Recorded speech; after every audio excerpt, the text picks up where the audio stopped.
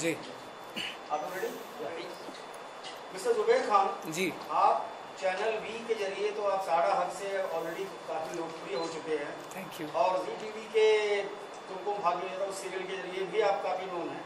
Thank इस you film में आप क्या किरदार निभा रहे हैं? Sir actually I am playing a role of Mr. Mukesh Mahajan and this guy is very ambitious and this guy is very focused जो बैंक में जॉब करने आता है as a regional manager and when he jobs he fell in love with this girl जो college से ही इनका they are love birds and according to that only story revolve होती है दैट कैसे वो लड़की से प्यार करने के लिए जॉब करता है and heart broken and all that stuff he then goes to UK and all that stuff so वो आगे आप फिल्म में देखने को मिलेगा मैं ज़्यादा रिवील नहीं कर सकता हूँ लेकिन या very ambitious guy and very focused जो भी करता है दिल से करता है काम के लिए करता है अपने और लॉयल है हर चीज़ के लिए अपने रिलेशनशिप्स के लिए एंड अपने बॉस के साथ भी।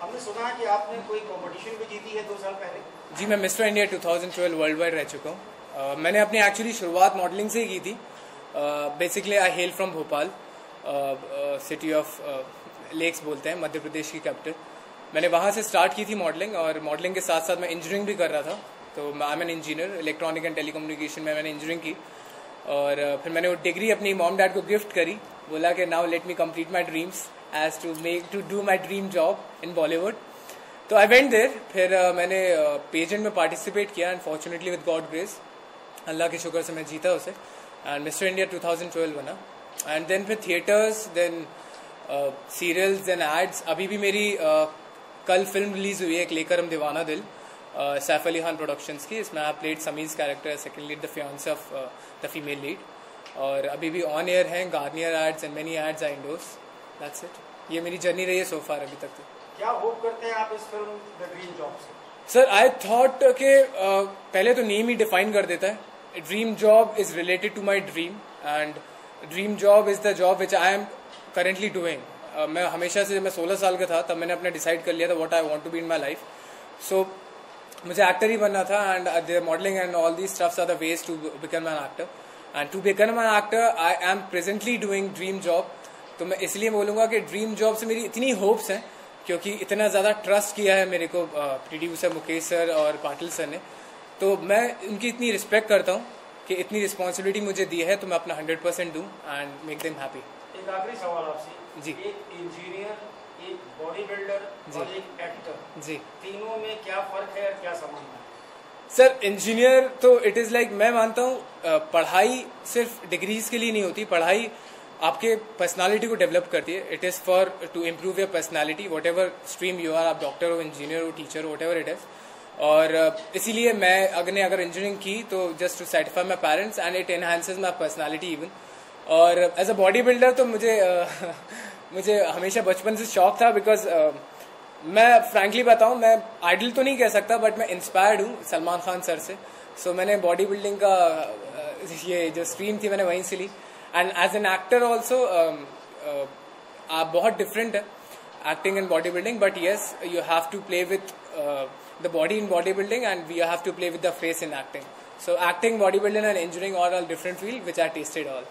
अच्छा एक सवाल आपसे ये है कि आप जी निकल के आए एक ऐसे पैसे के लोग उम्मीद यही करते हैं कि आदमी पढ़ लिख कर कुछ अच्छी नौकरी करे जी और आप ऐसे मौके पर इसको उठाए एक्टर बनने का और चले आए एक्टर बनने जी अब कैसा लगता है जब थोड़ी बहुत आपको सफलता मिलनी शुरू हुई है? मैं आपको बताता हूँ specially I dent got any support from my parents तो मैं जब मैं इंजीनियरिंग कर रहा था तो मैं होम ट्यूशन भी पढ़ा रहा था जिम ट्रेनर था और डांस ट्रेनर था तो I use to earn like that लेकिन फिर जब मिस्टर इंडिया बना और थोड़ा बहुत स्क्रीन पे दिखने लगा तो मॉम एंड डैड थॉट कि नहीं ये लड़का आगे जा सकता है तो दे स्टार्टेड ट्रस्टिंग मी और ये होता है जब आपको प्यार करने वाले आप पे ट्रस्ट करते हैं तो आपका कॉन्फिडेंस डबल हो जाता है तो अभी फील होता है। इस फिल्म में लगता है आपने अपना वजन कुछ कम किया? जी मैंने वजन कम किया बढ़ाया बहुत सारी चीज़ें की हैं I am not working out from a month जो बहुत ज़्यादा प्यार करता है वर्कआउट से वो 1 महीने से वर्कआउट नहीं कर रहा है तो लेट्स सी जो भी एफर्ट हम सब टीम मिलके लगा रहे हैं it get successful in future with the film. Thank you. You welcome thank you so much आप thank you so much. Ready? Ritambar अपने बारे में पहले परिचय दीजिए कुछ हमारे मीडिया को। First of all hello everyone I am Ritambara. शुरू से मॉडलिंग या एक्टिंग में आने का कोई चांस नहीं था कोई सीन नहीं था बट सीए का एग्ज़ाम क्लियर किया, ऑस्ट्रेलिया जाना चाहती थी साइकोलॉजी में ग्रेजुएट करने के लिए। फिर ऑल ऑफ सडन एक ब्यूटी कॉन्टेस्ट हुआ, पार्टिसिपेट किया, रैम्प मॉडलिंग में आ गई। एक्टिंग नहीं करनी थी, पर उसके बाद मौज़म बेग सर की मूवी की साडा अड्डा, और अब एक नया स्टेप है जो कि ड्रीम जॉब है। दैट्स ऑल मी। इस फिल्म में अपने किरदार के बारे में रोशन है। मैं अपने किरदार के बारे में कुछ नहीं बताऊंगी, क्योंकि अगर मैंने बता दिया तो सब कुछ जो भी राज है वो राज नहीं रहेगा। मेरा किरदार सिर्फ इतना सा है कि एक लड़की है, एम्बिशियस है, सब तरह के इमोशंस हैं, सब तरह की नज़ाकत है, सब कुछ है, और सर्कमस्टेंसेस कहाँ से कहाँ ले जाते हैं किसी भी इंसान को, बस यही मेरा किरदार है। आपका अपना सपना क्या है? मेरा सपना वैसे तो सिंगर बनना है, but acting is something which is in my blood. So acting को मैं अभी बहुत ज़्यादा सीरियसली ले रही हूँ, सिंगिंग से ज़्यादा सीरियसली ले रही हूँ। तो acting is right now priority. और इस फिल्म में जो आप किरदार निभा रही हैं उसका सपना क्या है? उसका सपना होता है अच्छा लाइफ पार्टनर है, जो उसका बॉयफ्रेंड होता है, उसके साथ ही अपना सब कुछ सेट करना है, लाइफ सेट करनी है, और एक अच्छी हैप्पी लाइफ जो एक हर लड़की चाहती है। अच्छा घर हो, अच्छा पति हो, बट अगेन मेरा कैरेक्टर डिफाइन हो जाएगा, इसलिए मैं नहीं बताऊंगी कि क्या हुआ और कहाँ से कहाँ चेंजेस हो गए। Thank you so much. सबसे पहले तो आप इस फिल्म के मतलब निर्माता भी हैं, आप निर्देशक भी हैं, आप कहानीकार भी हैं, और आपने गीत भी लिखे। जी हाँ सर। इसके पहले आप क्या करते थे? आपका क्या जीवन शैली था? क्या संघर्ष था? सर मैं से पहले बैंकिंग में था, 5.5 ईयर में बैंकिंग में था, और मैं बचपन से लिखते आ रहा हूँ। गाने लिखने का शौक़ था। गुलजार साहब और जावेद अख्तर साहब को देख देख के लिखा है। 2 साल पहले मैंने फर्स्ट एक एल्बम बनाई थी, उसके बाद लगा कि नहीं, मैं इस फील्ड में आना चाहता हूँ। इसीलिए मैं बैंकिंग जब ज्वाइन किया उस टाइम भी मैं पहले कोलकाता में था, मैं बॉम्बे आया। सबसे पहले बैंकिंग सेक्टर में आना था, इसलिए आना था क्योंकि बॉम्बे आना था। तो मैंने SBI बैंक और IDBI बैंक का एग्ज़ाम पास किया। SBI मुझे नागपुर भेज रही थी और IDBI ने बॉम्बे दिया, तो IDBI सेलेक्ट किया। घर वाले परेशान थे, इसलिए परेशान थे कि SBI इतनी बड़ी बैंक है, उसको छोड़ के ये IDBI क्यों जा रहा है। तो ये मेरा सपना था कि मैं बॉम्बे जाऊँ, इसलिए मैं बॉम्बे आया। एवरी सैटरडे संडे बॉम्बे मैं लोगों से मिलता था, चीज़ें जानने की कोशिश करता था कि क्या करना है, कैसे करना है, मूवी कैसे बनती है, चीज़ें क्या होती है, कैसे डेवलप करना है। और वो साढ़े 5 साल लगा इस सब चीज़ों को करने में। अब जाके ये मूवी आपको दिख रहा है कि हम लोग फ्लोर पे लेके आए हैं। इस फिल्म की खासियत क्या है? सर ये बैंकर्स को लेके मूवी है। मैं जब कहानी लिख रहा था उस टाइम मेरे पास 8-10 कहानी मैंने लिखी, फिर लगा कि नहीं, बैंकिंग सब्जेक्ट आज तक इस पर मूवी बनी नहीं है, तो ये सबसे अच्छी सब्जेक्ट होगी मेरे लिए। और क्योंकि मैं बैंकर रहा हूँ तो सबसे पहले क्यों ना इससे स्टार्ट करूँ। मोर देन 1 करोड़ बैंकर्स हैं आज इंडिया में। अगर सेकेंड इंडस्ट्री है ये जो सबसे ज़्यादा डेवलप हुई है।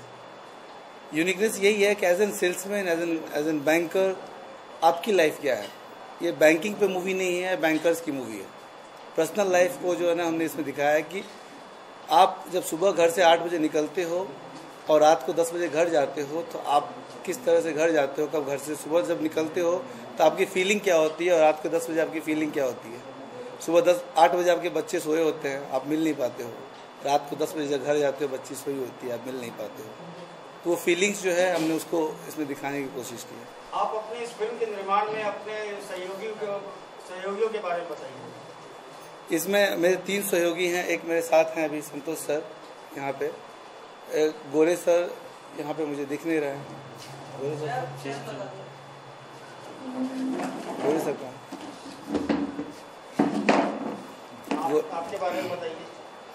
सॉरी, संतोष जी के बारे में बताइए। एक्चुअली मैं बॉलीवुड इंडस्ट्री से बिलोंग नहीं करता था, अभी हूँ। मेरा फार्मास्यूटिकल पैकेजिंग मशीन्स का बिजनेस था, और मुझे लिखने का काफ़ी शौक़ है। मैं 2 किताबें लिख रहा हूँ। एक किताब रिलेशनशिप पर है, और दूसरी एक तलाश नाम का एक सब्जेक्ट है। तलाश नाम वो नहीं रहेगा, एक जीवन में हर एक आदमी कुछ तलाश करता है, उसके ऊपर है। बट लिखने का काफ़ी शौक़ था। एक मूवी के बारे में लिख रहा हूँ। बट जब मेरे और एक दोस्त है जो सुभाष गोरे हैं, उन्होंने मुकेश जी से इंट्रोडक्शन करवाया था, मुकेश जी ने कुछ स्टोरी बारे सुनाई और मुझे बहुत अच्छी लगी। तो इस फिल्म में एज ए प्रोड्यूसर मैं यहाँ से जुड़ गया। मुकेश जी, इस फिल्म के गानों के बारे में बताइए, आप इसके संगीतकार कौन है और इसके कैसे आपने इनकी परिकल्पना की गानों की? सर मेरा बैकग्राउंड ये रहा कि मैं पहले लिरिसिस्ट था, सबसे पहले मैं गीतकार हूँ, तो इसलिए मैंने गाने में कोई कंप्रोमाइज़ नहीं की। 2.5 साल लगे हैं 7 गाने को बनाने में। ये दिखता है कि कितना डेडिकेशन था उस गानों के लिए। 3 म्यूज़िक कंपोजर हैं इसमें, क्योंकि जो मुझे चाहिए, परफेक्टनेस जो चाहिए था मुझे, वो एक से नहीं मिला, तो मैंने 1 से 3 गाने करवाए, फिर दूसरे से 2 गाने करवाए, तीसरे से 2 गाने करवाए। इस तरह से मेरे गाने कंप्लीट हुए हैं। इसमें जितने सारे सिंगर्स हैं, आपको बॉलीवुड के सारे नॉन सिंगर मिल जाएंगे, स्टार्टिंग फ्रॉम मिक्का, ममता शर्मा, नीति मोहन, नकाश अजीज़, जावेद अली, मनोज तिवारी, ऐश्वर्या निगम और 2-3 सिंगर ने, मतलब टॉप 10 सिंगर ने गाने गाए। इस फिल्म के आपने कलाकारों का चयन किस प्रकार किया? सर ये भी स्ट्रगल था मेरे लिए कि मैं 2 साल से इसके आर्टिस्ट को मैं ढूंढ रहा था।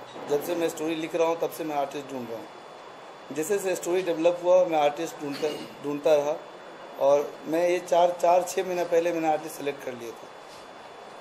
आपके आज का जो यहाँ पर नज़र आ रहा है, मैं आपके सारे कलाकार लगभग एक जैसी पोशाक में, आप जैसा बता रहे हैं कि फिल्म बैंकर